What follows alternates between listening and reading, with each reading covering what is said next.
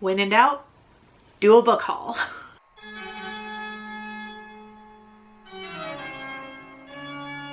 Hey there, creepy peeps. My name is Nightmare Maven. Welcome back to my channel. If you're new here, hi. My name is Vicky. I talk about all horror all the time. I post 2 videos every week and do live streams and collabs and a whole bunch of fun stuff. So if you watch this video and you end up liking it, maybe subscribe. If you follow me on social media, you probably saw that I had planned to see and review Skinamarink for today's video. And both of my attempts to see it last week were complete and utter failures. First, I was thwarted by a dead car battery that stranded me at home. And the second attempt was thwarted by the only movie theater in town that was showing Skinamarink advertising showtimes for this movie. I'm gonna call you out, AMC. They have the showtimes listed. I got to the theater and then a manager comes out and tells me they can't legally show the movie because they don't have the right key or something to play it. I don't know how much of that is true, or if they saw I was just the only person in the theater and decided, you know, they didn't get the rights for it or something. I don't know. I did get a full refund for everything, don't worry, but still, I just wanted to see the movie, that's all.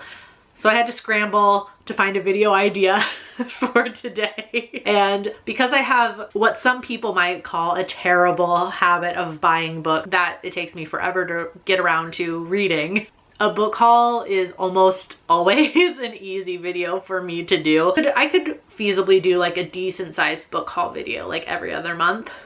That's not a promise to do that, but I could. That's how bad the book buying habit is. Yes, I know it's a problem. No, I don't care. So I'm gonna start with some new books that I picked up at work because I work in a bookstore, which feeds my book buying addiction because I get a discount. The first is All Hallows by Christopher Golden. I did mention this in my most anticipated horror books of 2023 video, which I'll link up here. You should totally watch it. So All Hallows is a suburban Halloween horror book set in the 80s in New England. I feel like there is a faction of the internet that eats shit like this up all the time.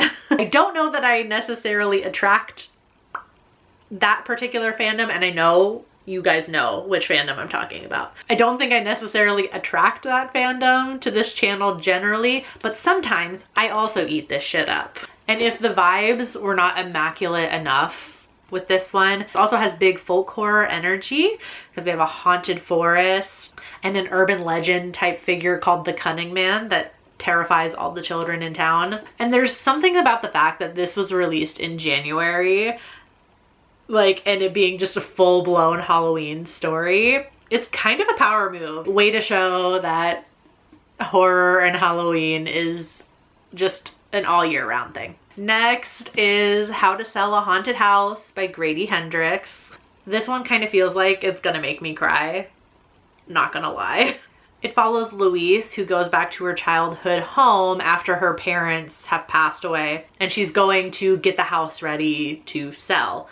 But this house does not want to be sold. And maybe a haunted house story about grief is kind of low-hanging fruit, but it just gets me. I am the target audience.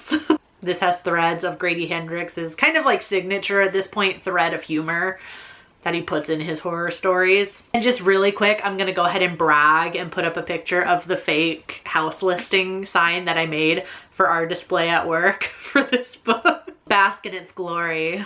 All right, next one is Hellbent by Leigh Bardugo, which is a sequel to Ninth House, which was one of my favorite books the year that I read it, the year that it came out. Ended up being like a dark academia tale that felt like it was tailor-made for me. It just did it for me. I don't know what else to say about it. The premise of these books involves secret societies at Yale, all of them practicing a different type of arcane magic. And then we have Leith House, populated by our 2 protagonists, Darlington and Alex.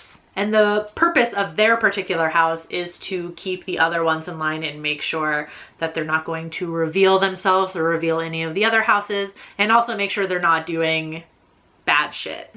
And that's all I'm gonna say, just to kind of summarize Ninth House for you a little bit, because the summary of this one is a little bit spoilery. It kind of gives away what happens at the end of Ninth House, so I'm not gonna directly read you the summary for this one. But Ninth House was so damn good, and I simply refuse to believe that this is gonna suck. It's gonna be fantastic. I know it is.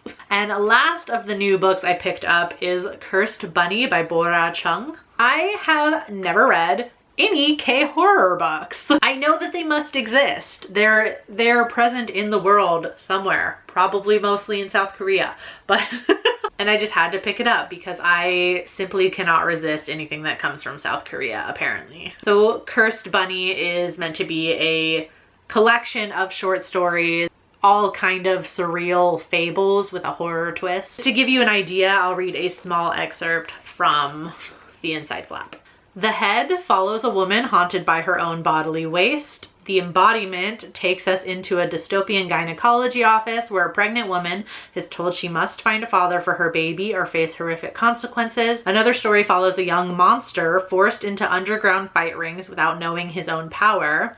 And the titular fable centers on a cursed lamp in the shape of a rabbit, fit for a child's bedroom, but for its sinister capabilities. I cannot wait to dig into this one, and hopefully it will open my brain and my bookshelves to more Korean horror. All right, then I stopped by my local used bookstore and just picked up a few things, so I thought I would share them. First is just a little mass market paperback called December. It's by Phil Rickman, who I've never heard of. Never heard of this book in my life. Summary reminded me a bit of We Sold Our Souls by Grady Hendrix, and that's kind of what endeared me to this story. I'm just gonna go ahead and read the back for you really quick. In the 12th century ruins of the Abbey, it is said every stone was cemented in blood. On December 8th, 1980, that blood will run again. The Abbey's tower is now a recording studio, and a hot young band called the Philosopher's Stone has gathered to tap into the site's dark history. But no one could predict the powerful forces that rise the night of December 8th. The explosive tragedy, the horrifying death, and in the aftermath of that fateful session, the members of the band agreed to destroy their tapes and never meet again. But 13 years later, the Abbey tapes, known as the Black Album, resurface, and the scattered members of the Philosopher's Stone know that it's time for a reunion. Time to return to that dark December night for one last performance. It just sounds really fun and campy, and I don't know, I picked it up. It's very old looking. The spine is very well worn. I think I saw something on TikTok. I don't remember what the term for it was, but just like loving old things simply because they're old. And that definitely applies to me, especially with books. That lovely, lovely old book smell. All right, these next two, I'm fully prepared for you guys to yell at me in the comments. I have a problem, okay? And I really, I don't know how to explain this phenomenon. I don't know how to explain what's going on with me and fucking Stephen King books. But my local used bookstore, shout out to them, they always have a really nice selection of Stephen King hardcovers, particularly like the Viking Press ones. And I don't know what it is. It is something about the covers that they come up with. I just love them. This is like the purest manifestation I can think of like that thing people say on TikTok a lot, like buying books and reading books are two totally separate hobbies. Maybe before I didn't know if I fully believed that to be true, but now I think it's 100% true, because only me, who made a whole series on reading Stephen King, not liking most of them, can like sit here and collect Stephen King books. Picked up Nightmares and Dreamscapes. I just love the cover. I just love it. I don't know what it is. It's just, I don't know. This is a short story collection, if I remember correctly. I have a couple other short story collections from Stephen King, which I have yet to get to. So I'm hoping to at some point this year to try some of his short stories out, which is something I didn't do during my Stephen King series, but I love looking at this cover. It's just amazing. And then the next one I got is It. I know, but I like this cover so much more than the one I had. The one I had is fine. It was the cover for It Chapter 1 from 2017. It's fine, but I really like this cover. I don't know, I just really dig this cover. So whatever, y'all can yell at me in the comments, that's fine. I probably deserve it. So those are all the books I bought recently, and by recently I mean over like the past couple of weeks. You know what books you're most excited to read in the new year in the comments. Go ahead and tell me how stupid I am for buying Stephen King books all the time, even though I might never read them and probably won't like them when I do. If you enjoyed this video, give it a thumbs up, subscribe if you're new here, become a creepy peep today, and I will see you Friday with a new video. Until then, stay strange. Bye.